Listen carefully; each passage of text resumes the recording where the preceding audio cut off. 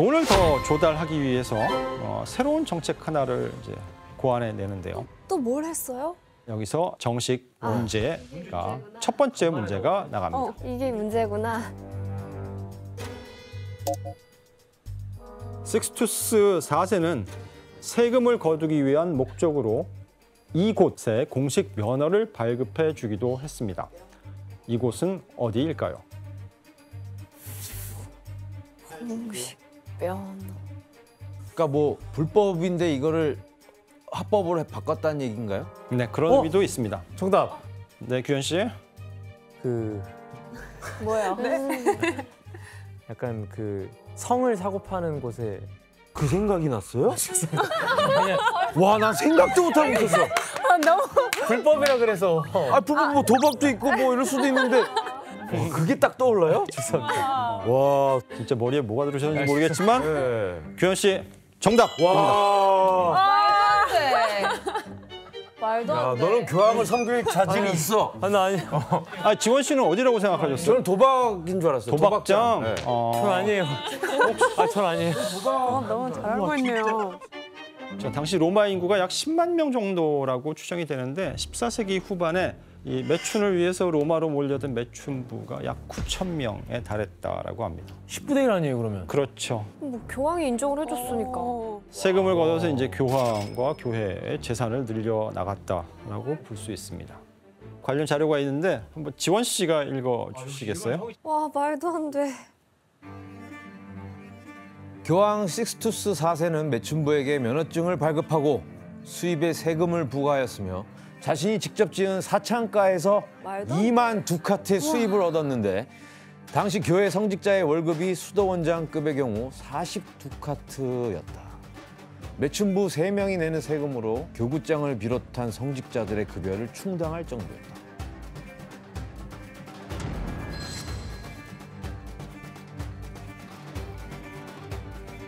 와. 네. 어떤 자신이 내용인지, 진짜 지었대. 예, 말도 안 돼. 아시겠죠? 와 너무 충격적이다 이건.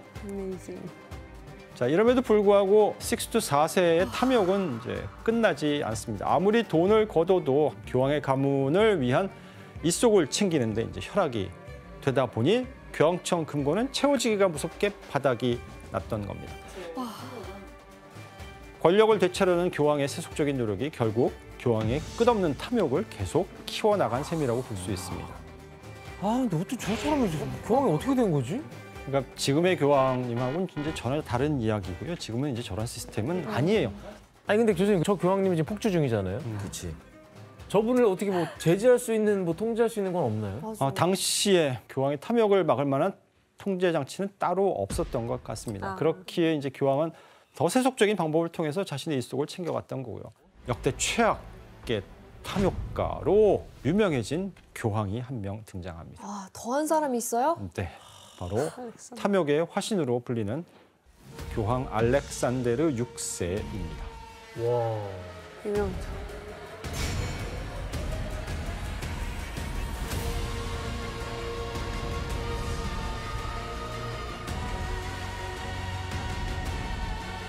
진짜 탐욕스러워 딱 봐도. 얼마나 탐욕을 부렸나요? 뭐 식스투스보다 뭐 상대도 안 되나요? 들어보시면 기대 이상이실 겁니다. 와 나 너무 충격받을 것 같아. 알렉산드르 6세의 탐욕은 교황이 된 이후부터 이제 본격적으로 드러납니다. 그리고 이 탐욕의 중심에는 누가 있냐면 바로 그의 자식들이 있습니다.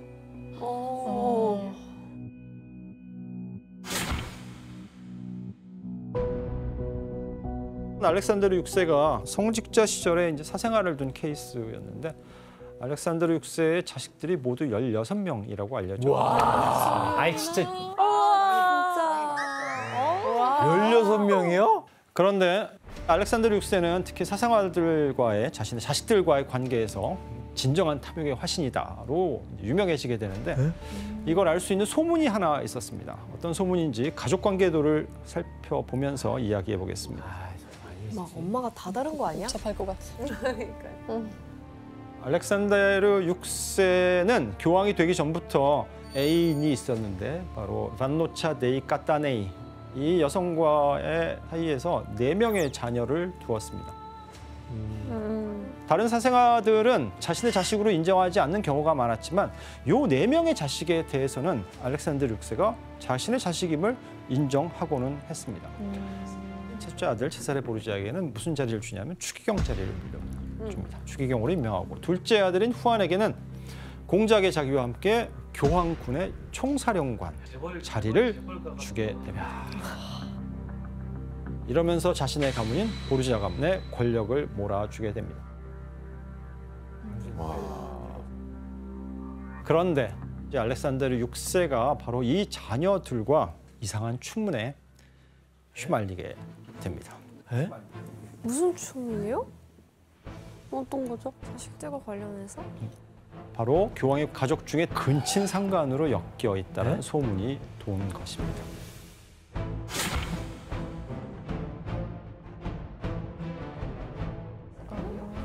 아니, 가족끼리 뭘? 뭐 누구랑 근친 상간인 건데요? 하나는 바로 아버지 알렉산더 6세와 딸 루크레치아 보르지아 사이의 관계였습니다. 네? 그러지 마 좀. 아니 말도 안 돼. 아니 어떻게 아빠랑 딸이? 싫어. 첫 번째는 이제 당시 루크레치아가 대단한 미모를 갖고 있는 여성으로 알려져 있었다고 해요. 아뭐 이쁘도. 그 예뻤다는 루크레치아 보르지아가 실제로 어땠는지 한번 초상화를 보겠습니다. 약간 모티첼리 비너스 너무 같은 어려, 이미지. 애기야. 이쁘긴 해. 당대 사람들은 정말 뭐 루크레치아 미모를 그렇게 찬양하는 글을 많이 남겼어요. 그녀는 중간 키에 우아한 자태를 지녔으며 얼굴은 약간 길고 코는 오똑하고 머리는 금발이고 치아는 눈부시게 희고 목은 가늘고 고우며 가슴의 균형은 감탄할 만하다. 심지어 이 알렉산더 6세가 교황이 되기 전에 그 주기경들의 그 마음을 사로잡기 위해서 선적으로도 이용했다는 얘기도 들었어요. 그때 말도 안 근데 돼. 루크레치아가 그때 당시에는 12살이었어요. 12살? 말도 안 돼. 그래서 안 그 된다. 딸의 아름다움을 자기 그 욕심을 위해서 그냥 이용했던 거죠. 아 이건 아닐 것 같아. 아 근데 이거 증거가 있어야 이게 뭐 얘기할 수 있잖아요. 그렇죠. 알렉산더 6세는 루크레치아를 자신의 정치적 입지를 다지기 위해 당시 군사력으로 유명했던 밀라노 공국의 스포르치아 가문과 정략 결혼시키게 됩니다.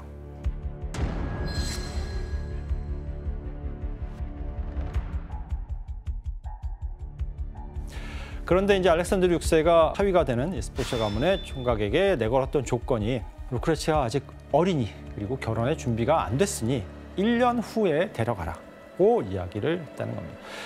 왜 그랬을까? 알렉산더 6세를 정적으로 생각했던 사람들, 그를 흠집내고자 했던 사람들은 이 아름다운 루크레치아를 빼앗기기 싫어서 그랬다라는 이야기도 돌았습니다. 그냥 그건 추측이잖아요. 그건 아닌 것 같아. 그도 그럴 것이 이제 결혼 생활 중에 대부분을 이 루크레치아는 결혼했지만 아버지인 알렉산더 6세와 같이 지내게 네? 됩니다. 아빠랑 살았다고? 예. 나 그거 되게 이상해. 하지만 스포르치아 가문의 힘이 예전만큼 강하지 않자 알렉산더 6세는 꾀를 내서 이 결혼을 혼인 무효로 만들어 버립니다. 그렇다면 대체 과연 무슨 이유로 딸의 결혼을 무효로 만들었을까요? 그 남편한테 뭔가 그치. 다른 여자가 있다. 아닙니다. 그러니까 남편 기능을 오늘 진짜 신내림 그분이 오신 것 같아요. 네. 아 말도 안 돼. 자신의 사위가 성기능에 장애가 있다라는 쉽게 얘기해서 불구다라는 이유로 이 결혼은 혼인 무효로 끝이 나게 됩니다. 별일이 다 했다. 왜 이렇게 잘 알아요? 예? 현 씨. 그러니까 지금 흐름이. 아 웃겨. 와. 그런데 이때 또 다른 사건이 벌어집니다. 여기서 정식 문제가 나가겠습니다. 뭘까? 첫 번째 남편과 혼인 무효 후 수도원에 잠시 들어가 있던 루크레치아는 아버지 알렉산더 6세와의 근친상간 소문에 또다시 휩싸이게 됩니다. 이유가 무엇일까요? 아니 어떻게 정답. 네, 혜성 씨. 첫 번째 남편이 그 문제가 있었다고 했잖아요. 근데 임신을 한 거예요. 그렇지. 맞아, 이거야. 나 이게 생각했어. 맞는 것 같은데? 혜성 씨 정답. 그래. 해석이 너도 잘하네, 이런 거. 아니 이번에 규현 씨는 뭐라고 생각하셨어요? 아, 저 같은 생각했어요. 역시 역시. 아, 역시 왜 역시야? 혹시 바로 루크레치아가 아이를 낳은 것입니다. 물론 이 아이는 아스포르 첫 번째 남편과의 사이에서 낳은 아이는 아닌 것 같고요. 그리고 아버지인 교황 알렉산드르 6세는 이 아이를 자신의 아이로 입적시켰다라는 이야기가 들려오면서 당연히 근친상간 소문이 또다시 확대되게 됩니다. 혹시 입적은 좀 그런데 알렉산드르 6세 가족 내의 근친상간 소문은 여기에서 끝나지 그러지 마세요. 않습니다. 뭐야? 진짜 그러지 마. 아니, 그러지 마세요.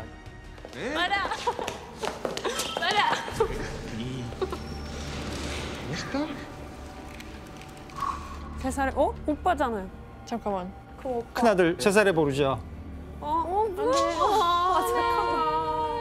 너무 싫어.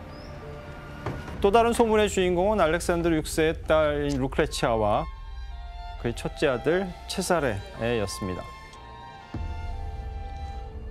그럼 아빠랑 아들이랑 딸이 삼각관계네요. 네, 그렇죠.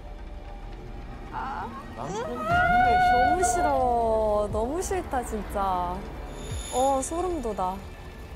뭐 막장 드라마 같은 이야기인데 지금도 그렇지만 두 사람의 관계는 당대에도 굉장히 많은 의혹을 불러일으켰다고 합니다. 교수님 그러면 저 남매 간의 소문이 난 근거도 있나요? 여러 의혹 중에 하나는 그러니까 루크레치아 주위에서 일어난 일 때문인데 이제 혼인 무효 이후에 출산을 하면서 논란을 한번 빚었잖아요. 그런 루크레치아가 이번에는 나폴리 왕국과의 동맹을 위해서 나폴리 왕국의 왕자죠. 이제 공작인 알폰소와 두 번째 결혼을 하게 되었기 때문입니다. 그런데 이 두 번째 결혼도 결혼하고 2년 만에 파경을 맞아요. 여기서 정식 문제가 나가겠습니다. 루크레치아의 두 번째 결혼, 이번에는 왜 파경을 맞게 되었을까요? 정답. 네, 니키 씨. 누군가 바람 폈어요. 누가 바람을 폈어? 맞네. 루크레치아가 루크레치아 바람 쪽에서 네, 니키 씨 오답입니다. 폈어요. 알폰소에게 무슨 일이 일어납니다. 정답! 정답. 규현 씨가 좀 빠른 것 같은데? 알폰소가 네, 죽어요. 규현 씨 정답입니다. 그게 쉬웠네. 루크레치아의 두 번째 남편인 나폴리 왕국의 알폰소가 갑자기 죽임을 당합니다. 왜? 칼을 맞고 죽는데요. 범인이 누구였을까요? 최사래. 체사레? 과연 여러분의 추측이 맞을지 한번 그림을 살펴보겠습니다. 의뢰했어. 청부살인? 이 알폰소의 목을 조르는 사람은 미켈레토 코렐라라는 인물로 체사레 보르지아의 최측근입니다. 그래서 동생의 남편을 질투했다. 그 나머지 체사레 보르지아가 암살자를 고용해서 자기의 처남을 살해했다라는 소문이 무성하게 퍼져나가게 된 것입니다. 그래서 체사레 보르지아의 부하가 루크레치아의 남편을 죽일 때 루크레치아가 그 사건을, 그 음모를 도와주었다. 그래서 독을 사전에 먹였다라는 이야기도 돌게 됩니다. 와 막장이다. 자, 이 근친상간에 대한 소문은 보르지아 가문을 끈질기게 따라다닙니다. 왜 그랬을까요? 하나는 이제 이런 소문이 날 만큼 교황에 대한 반발심과 정적들이 많았다는 이야기고, 또 하나는 알렉산드르 6세가 실제로도 문란한 생활을 해왔다는 반증이기도 합니다.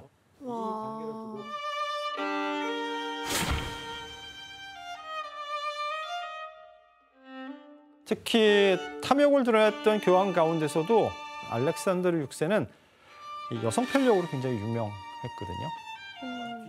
내 아이의 엄마였던 반노차 외에도 주변에 이제 여러 여성을 이제 거느렸는데 그 중에 대표적인 한 여성이 있습니다. 에? 바로 이 여성은 금발에 검은 눈동자 또 동그란 얼굴형으로 아름다움의 대명사로 불리던 줄리아 파르네제라고 하는 여성입니다.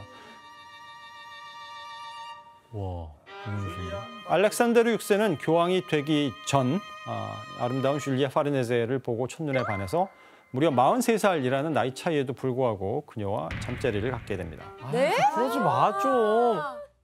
44살 나이 차이? 제가 지금 한 살이랑 만나는 거잖아요. 네. 더 놀라운 거는 심지어 당시에 이 줄리아 파르네제가 이미 결혼한 상태였다는 건데 에? 이에도 아랑곳않고 알렉산드르 6세는 그녀를 자신의 정부로 삼아 버렸습니다. 근데 그러면 저 여자의 남편은 가만히 있어요, 그거를? 놀랍게도 이 줄리아의 남편은 별다른 거부나 저항 또는 하지 않아요. 에? 사실 줄리아의 남편이 알렉산드르 6세의 팔촌이었기 때문입니다. 왜? 교황의 만행을 친척이기에 그냥 지켜볼 수밖에 없었던 것입니다. 그런 이유도 있고 해서 그녀의 남편은 교황 알렉산드르 6세에 의해서 로마에서 굉장히 거리가 먼 곳에 행정관 직을 받고 떠나게 됩니다. 와, 말도 안 돼. 게다가 줄리아의 시어머니는 자신의 아들의 출세를 위해서 며느리와 교황의 불륜을 적극적으로 지원하기도 했습니다. 지원까지.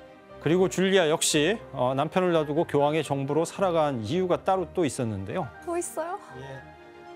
그것은 바로 알렉산드르 6세를 통해서 자신의 친오빠인 알렉산드로를 추기경으로, 즉 고위 성직자로 만들기 위해서였습니다. 이 인물은 훗날 1534년 교황에 오르는 바오로 3세입니다. 자, 니키 씨. 네. 교황과 줄리아 관계에 대해 또 다른 이야기가 또 있다면서요? 네, 또 재미있는 얘기가 있는데 줄리아가 살았던 궁전에는 혼자 사는 거 아니었거든요. 거기서 이제 줄리아 시어머니랑 루크레치아 같이 살았어요. 한 곳에 한 집에서 네. 어떻게 너무 이상한 조합이야. 이렇게 이제 유부녀까지도 탐했던 알렉산드르 6세는 뭐 줄리아 파르네제 한 여성만으로는 만족하지 않았습니다. 에휴, 속상하다. 그래서 알렉산드르 6세는 바티칸 내 자신의 거처에서 알밤 연회라는 파티도 열었습니다. 알밤? 예, 알밤 파티. 밤? 알밤이 뭐죠? 어떤 연회였을까요? 벌거벗고? 알몸으로 밤을 지새서 알밤이라서 어떤 모습이었을지 그림이 하나 있는데 여러분의 추측이 맞을지 한번 보도록 하겠습니다. 알몸의 밤이라서 알밤. 네. 네. 이 알밤 연회에는 교황청 안으로 약 50여 명의 매춘녀들을 불러들여서 손님들과 함께 난잡한 파티를 벌이는 것이었습니다. 교황청의 이제 의전 책임자였던 한 인물이 묘사한 이 연회 모습이 있는데 지원 씨가 한번 읽어보시겠어요? 교황 체사레 그의 여동생 루크레치아가 지켜보는 가운데 벌거벗은 매춘부들이 샹들리에 사이로 손과 무릎으로 기어다니며 흩뿌려 놓은 밤을 주우러 다녔다. 연회는 손님들이 모두 보는 앞에서 매춘부와 잠자리를 하도록 유도하면서 클라이맥스에 도달한다. 그 일을 가장 많이 한 사람에게 상을 주겠다고 누군가 소리쳤다. 귀족은 물론 고위 성직자들도 값비싼 옷을 훌훌 벗어버리고 경쟁에 뛰어들었다. 세죠. 너무 세다. 타락의 정점을 보여주는 연회 같습니다. 이처럼 우리 알렉산드르 6세의 모습은 익히 알고 있는 성직자라기보다는 자신의 욕망에 거리낌 없는 그리고 그 욕망을 채우는데 급급했던 세속적인 인물에 더 가까운 모습입니다. 교수님, 근데 네. 당시에 알렉산드르 6세가 저렇게 탐욕을 부리면 네. 비난하는 목소리도 있을 거 아니에요. 당연히 있었겠죠. 사람들은 교황이 자신의 가문의 이속만 챙기는 이런 모습에 실망하거나 또는 분노하는 사람들도 있었습니다.